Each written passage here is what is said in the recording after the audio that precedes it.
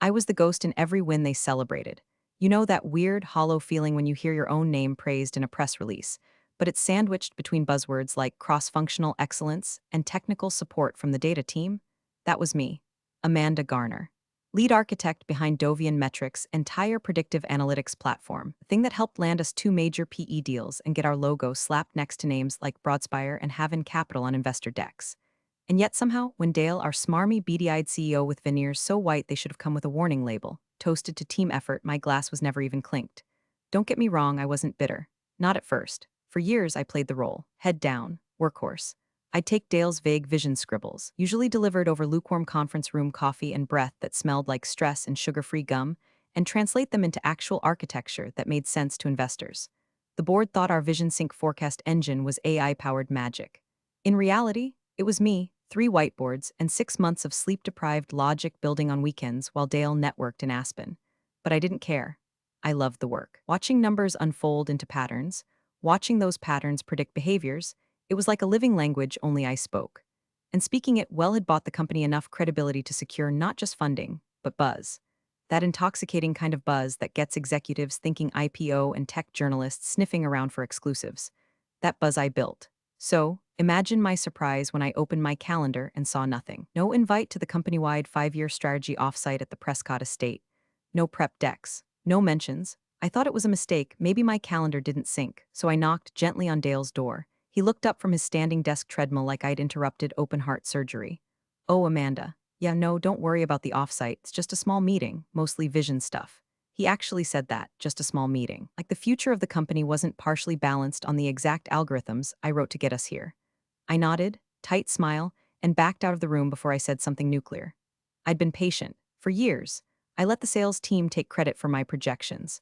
I let product leads slap their names on tech white papers I ghost wrote. Hell, I even rewrote Dale's speaking notes the night before he was due to pitch at that European investor forum last fall. He butchered them anyway, then forgot to thank me. But now, standing in the break room staring into a burnt pot of decaf like it held the secrets of the universe, it finally hit me. I wasn't in the room because they didn't want me in the room.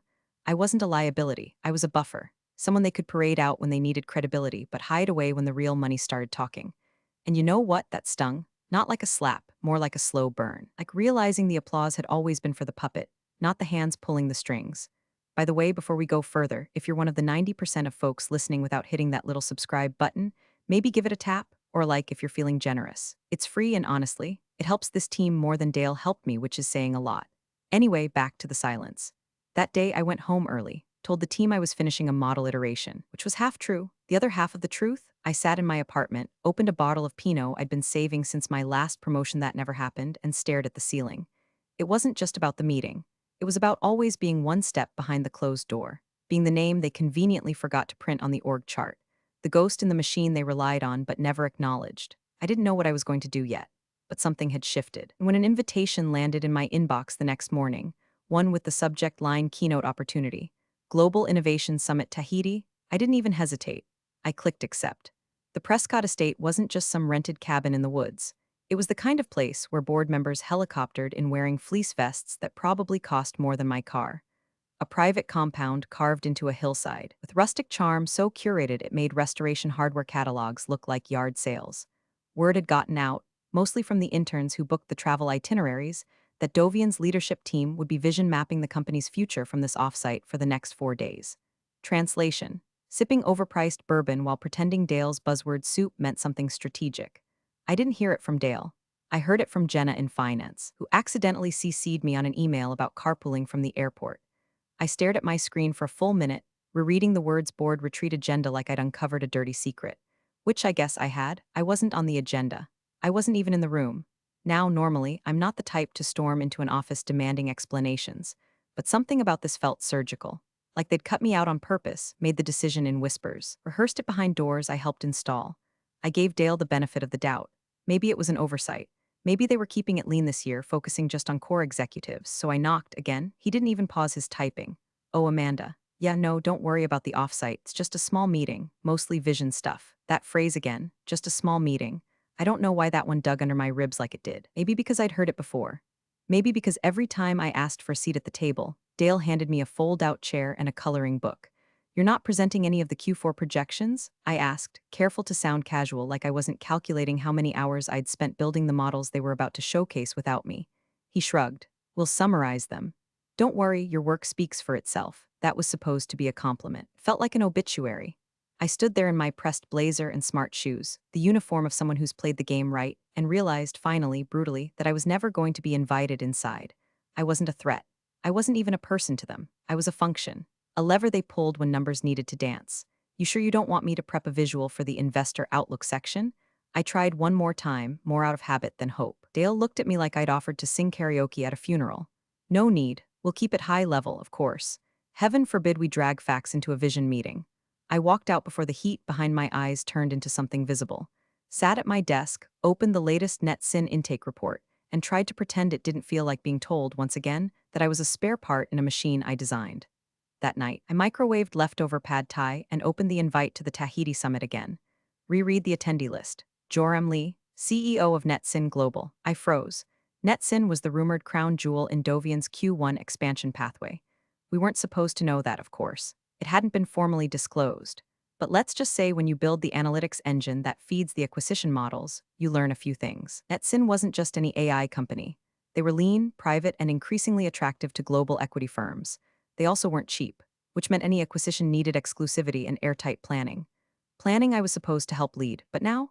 If Joram saw me at a rival summit, shaking hands and talking architecture, what exactly would that look like? The thought sent a jolt through me. Not adrenaline, not fear, permission. Permission to stop waiting for the invitation and start writing my own. So I booked the flight. Window seat, direct. No checked bags, I wouldn't be missed, but I would be seen. The invitation had been sitting in my inbox for a week like a stray $100 bill wedged under the couch cushion. Subject line, Invitation to Speak Global Innovation Summit, Tahiti 2025. Honestly, I'd almost deleted it. I get those things sometimes. Conferences looking for someone to fill a slot on a Thursday panel, usually wedged between a blockchain guy and a biotech startup that's trying to 3D print livers out of algae. Most of the time, I ignore them. This one, though, something made me scroll past the boilerplate and dig deeper. Keynote speakers, attendee list, sponsors, and then I saw it, Joram Lee, CEO, NetSyn Global. I stared at the name like it had grown teeth, the same NetSyn that was quietly tagged in our internal planning dashboards as Project Horizon. The same NetSyn whose growth trajectory I'd been modeling for the last 5 months, whose tech stack I knew better than I knew the back of my own hand. Dale hadn't said a word, not to me, not to anyone outside the board, but it was obvious. Dovian was circling them. They were our next move. And now Joram was going to be in Tahiti, at the same conference I'd just been asked to attend. Not just attend, speak at, on the main stage. I clicked the invite again. My session, Thursday morning, 11 a.m. Topic, transparent systems and predictive modeling. Hilarious, right? The one thing my own company couldn't manage, transparency, and now I was being flown across the world to talk about it. I sat back in my chair and let the silence of my apartment stretch out. It was midnight, rain ticking against the windows. My inbox was full of words from people who used my models but never remembered who built them. And this was an open door. I didn't tell anyone at work, not HR, not my team, not even the receptionist who usually flagged travel notices for the internal calendar. I booked the flight on points, used personal time, blocked my calendar with out-of-office family obligation. That part wasn't a lie. I was finally showing up for me. Packing was weirdly emotional. I tossed my old work laptop in a sleeve just in case I needed a demo, then stopped myself. This wasn't a Dovian trip. This wasn't Dale's show. This was mine. I left the laptop on the kitchen counter and packed sunscreen instead. The flight to Papeete was long enough to uncoil all the tension that had been wired into my spine for the last 3 years. Somewhere over the Pacific, between two bad movies and one glass of mediocre Chardonnay, I started to feel something. Not peace exactly, more like permission. I wasn't defecting. I wasn't sabotaging. I was just breathing again, for the first time in months. The resort was surreal. Palm trees, infinity pools, every shade of blue you can imagine and some you can't. The kind of place that made you question why you ever chose fluorescent lighting and quarterly ochres. And the people, electric. Founders, CTO, ethics professors. A woman from Nairobi who designed a machine learning model that predicted crop failure 6 weeks ahead of time. A man from Oslo who'd built AI systems for neonatal care. And then, on day 2, I saw him. Joram Lee. He looked exactly how you'd expect a CEO to look when he wasn't trying to impress shareholders. Cargo shorts, sandals, and a laugh that echoed like it had nothing to prove. He was talking to someone from the Singapore delegation when his eyes caught mine. I nodded. He nodded back, polite, distant, good, let him wonder. The next day I gave my talk. I stood barefoot on a stage overlooking the ocean and walked through 3 case studies, 2 sanitized Dovian projects, 1 external consulting gig I'd done last spring. I talked about visibility, accountability, building systems that include the architects, not just the decorators. The applause was warm, real. I could tell because no one was checking their phones. And afterward, Joram approached me. Garner, right? He said, smiling. From Dovian, that's me. I've read some of your work, didn't realize you'd be here. Neither did my boss, I said, smiling back. We shook hands, and that moment, that single click of flesh and intent, was when everything changed. Later, as the sun set, I posted a photo. Just one me, Joram. A ticky drink in my hand. His name badge barely visible in the frame. Caption, always learning, always building. Visibility matters, no hashtags, no agenda. But I knew exactly what I'd done. And so would everyone else by morning.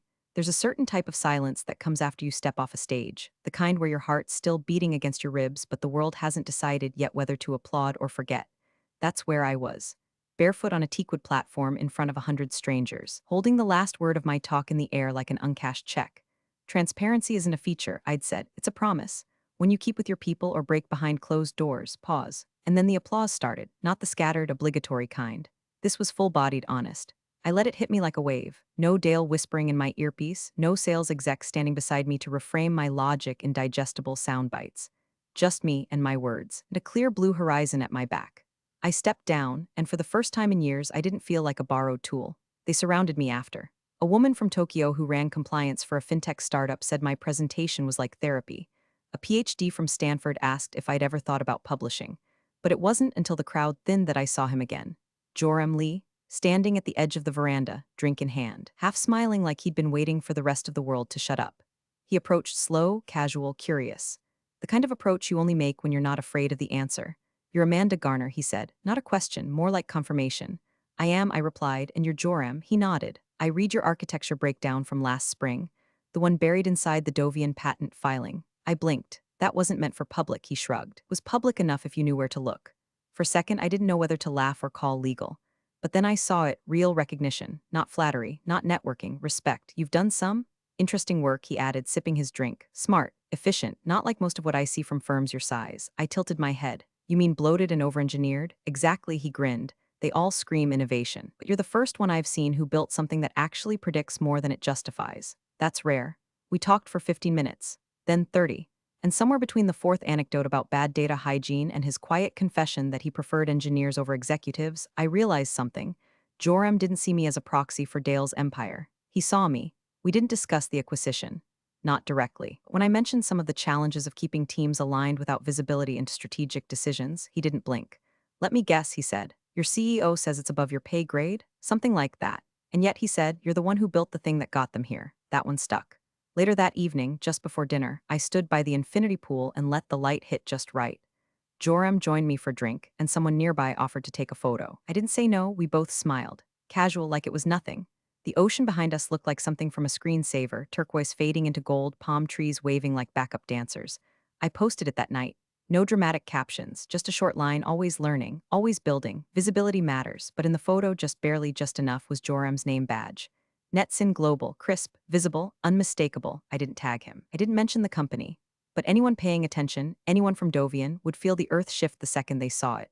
This wasn't petty. This wasn't revenge. This was clarity. Because for the first time in 5 years, I wasn't watching the board play chess from behind the curtain. I'd walked onto the board, and now they'd have to deal with it. Dovian's internal Slack caught fire around 3:17 a.m. Pacific time. That's when Jenna from Investor Relations, still in her hotel room outside the Prescott estate, probably nursing a glass of rosé and her fifth slide edit, spotted the photo. She saw it before Dale did, before legal, before the board members who were still asleep in their private rooms lined with fresh-pressed robes and pre-programmed espresso machines. The post wasn't dramatic. It wasn't tagged #game changer or #new beginnings or any of the PR fluff Dale usually slobbered all over LinkedIn. It was simple, too simple. Just me standing barefoot next to Joram Lee, grinning like I'd just invented fire. Ocean behind us. My caption quiet but loaded, always learning, always building, visibility matters. But what really did it, what actually melted the circuits, was the badge, half obscured but visible enough. Joram Lee, CEO, Netsin Global. It wasn't a stretch. Anyone at Dovian who had even skimmed our upcoming strategy deck, who had even heard Dale whisper about next-gen synergy or quiet acquisition plays, would recognize the name. The board was supposed to introduce the Netsin exclusivity agreement at the tail end of the retreat, slide 38 of the 5-year vision deck. Dale had even drafted a smug little quote to go with it, something about strategic foresight in the age of intelligent expansion. I'd seen it. I'd written half the damn data behind it. And now, well, now the investors were asking questions. Big ones. By 7:42 a.m., Dale's phone had 17 missed calls and 3 voicemails that all began with some flavor of, "Why is Amanda Garner posing with NetSyn CEO on a beach?" By 8 o'clock a.m., legal had joined the war room call. That's when things got interesting. Because while they could spin the optics, while Dale could fire off a panicked "oh, she's just on vacation" email, he did. There was something he hadn't considered. A clause, one line, buried deep in the NetSyndovian due diligence packet. Clause 12.4c, all strategic integration and planning involving NetSyn Global shall include the presence and advisory input of Miss Amanda Garner. Failure to comply renders the exclusivity provision null and void. I didn't write that clause, but I'd insisted on it, months ago, quietly. When they first asked me to vet NetSyn's back-end systems for merger potential, I flagged some key risks, and in exchange for smoothing them over, I asked to be added to the formal oversight committee. They agreed. Probably didn't even read the fine print. Just another checkbox to move the deal forward. And now, that clause was a grenade, and I just pulled the pin. Because while Dale was sipping lavender lattes in a leather armchair, giving his vision talk to a room full of people too polite to ask questions, I was 5,800 miles away, drinking coconut water and watching the waves flirt with the sand. I hadn't checked my email in 12 hours. My phone was on airplane mode, and even if it hadn't been, I wouldn't have answered. They couldn't find me, but I knew exactly where I was. I knew what I'd done. And I knew that somewhere in that cozy little retreat, Dale was realizing that the one person he thought he could cut out of the deal was the hinge holding the entire thing together. The exclusivity? Gone. The pitch? Compromised. The board? Panicking. And me? Sun-kissed, smiling, still barefoot, still free. The boardroom at the Prescott estate wasn't built for crisis, it was built for preening. Leather chairs, floor-to-ceiling windows, a live-edge walnut table so pristine you could probably see your career evaporate in the reflection. And on that particular morning, that's exactly what was happening. The vision session had barely started when Jenna walked in pale as printer paper, holding her phone like it was radioactive. She didn't speak, just held it up and pressed play. A screenshot of the post, my face, Joram's badge, my caption, visibility matters. Then the legal Zoom window blinked to life, late, disheveled, clearly roused too early and not happy about it. Dale tried to laugh it off at first. Ah, Manda, always off on some adventure. She's probably networking. No big deal, but no one laughed because the email had already come in. Sent at 6:23 a.m. Eastern marked high priority. From Elise Harlow, General Counsel NetSyn Global. Subject, breach of engagement clause. Body, to whom it may concern, we were approached under the assumption that Miss Amanda Garner would be a direct participant in all integration planning, stipulated in Clause 12.4c of the Preliminary Due Diligence Agreement. Her absence from all strategic sessions constitutes a breach. Effective immediately, NetSyn withdraws from exclusivity negotiations. We are reopening discussions with other potential partners. There it was, the polite legal version of a bullet to the skull. The room imploded, board members talking over each other. One shouting into their phone, another muttering, "How did we miss this?" While flipping through the appendix of the due diligence folder like it could somehow unwrite the clause. CFO started calculating loss exposure under his breath. One of the newer board members, who had just started sipping his mimosa, set it down like it had turned to acid. Dale, he looked like a man who just realized the pool was empty after jumping off the roof. "This is a misunderstanding," he barked. "Amanda's not even part of leadership. This clause wasn't meant to." Legal cut him off. "Dale, the clause is binding, you signed it, she has signer status. We confirmed it 3 minutes ago." He turned beet red, then ghost white. "Call her," someone said. "We've tried," Jenna replied. "Phone's off. Email bounce-back says she's OOO until Monday." "Get her on a plane," the CFO growled. Jenna just shook her head. "She's not answering. And even if she did, it's too late. NetSyn's already circulated the withdrawal to their board. It's over." The room went silent. Back in Tahiti, I was halfway through a second drink. Something fruity with a flower I couldn't pronounce and a paper umbrella that kept flipping in the breeze. I was reclining on a shaded lounge chair, legs crossed, sunglasses on, watching the ocean smear the edge of the sky like it couldn't be bothered to draw a line between sea and heaven. My phone buzzed once, then again and again. I didn't check it. I didn't have to. They were unraveling. I could feel it in the wind. The exclusivity window had slammed shut. The deal that had taken 6 months of covert planning, endless slide decks, strategic phone calls, and late-night vision scribbles wiped out with a single clause. When they signed, when I held. I raised my glass, leaned back, and let the sun warm the last corners of my bones. Dale was panicking. But me, I was exactly where I needed to be, calm, centered, and finally seen. I landed back in the States with sand still in my shoes and a tan line on my wrist where my smart watch used to sit. I didn't bother checking my inbox until I was halfway through a latte at the airport lounge. It took 10 seconds to load, 12 seconds to regret it, 76 unread emails, 6 flagged urgent, 3 with the subject line, please call me. 1 from Dale, let's connect ASAP. I didn't open that one. Instead, I skimmed through the damage. Jenna had sent a summary of what she politely titled the Prescott incident. The board meeting had ended in disaster. The NetSyn deal was dead. One investor reportedly walked out mid-presentation and never came back. HR had already begun drafting a transparency protocol for strategic planning, which was a fancy way of saying we screwed up and need a scapegoat.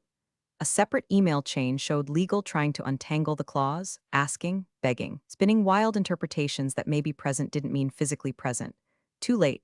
NetSyn had lawyered up fast. Elise Harlow wasn't bluffing and Joram wasn't entertaining redemption arcs. Then came the email that made me pause. Subject line, exploratory conversation NetSyn advisory opportunity. From Joram himself. Short, direct.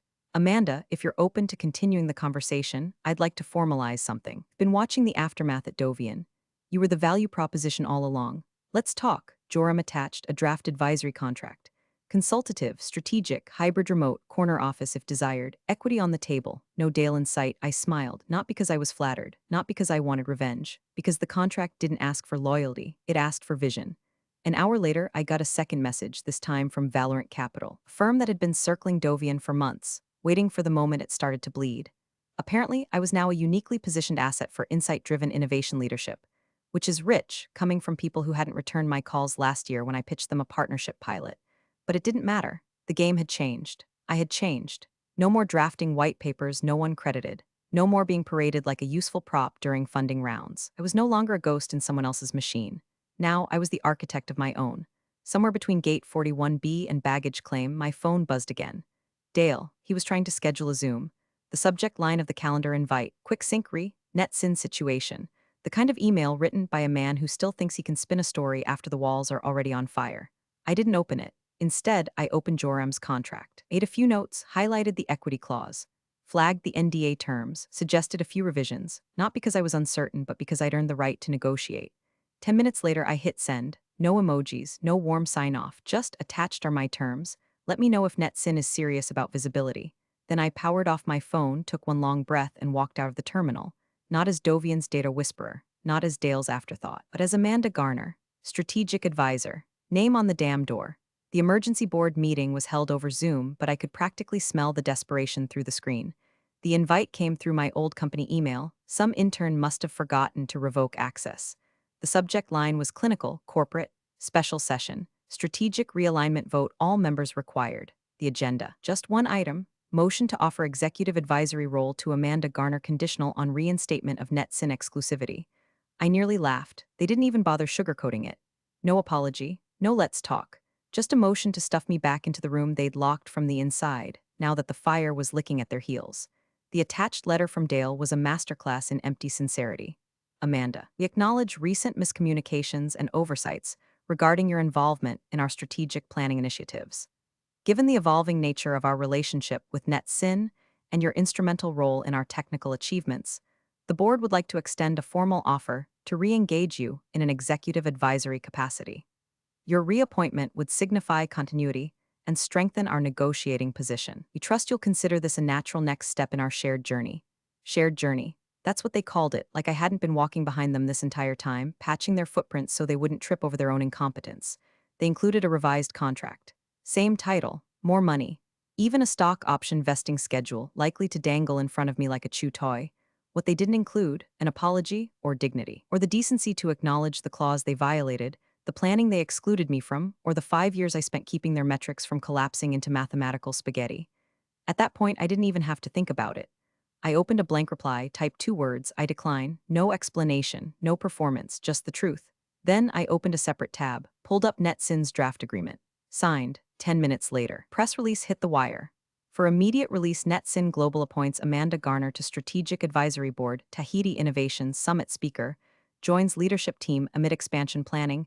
NetSyn Global today announced the appointment of Amanda Garner, architect of predictive systems formerly deployed at Dovian Metrics, to its Strategic Advisory Board. Garner will advise on systems visibility, ethical forecasting, scalable infrastructure as NetSyn accelerates global integration efforts.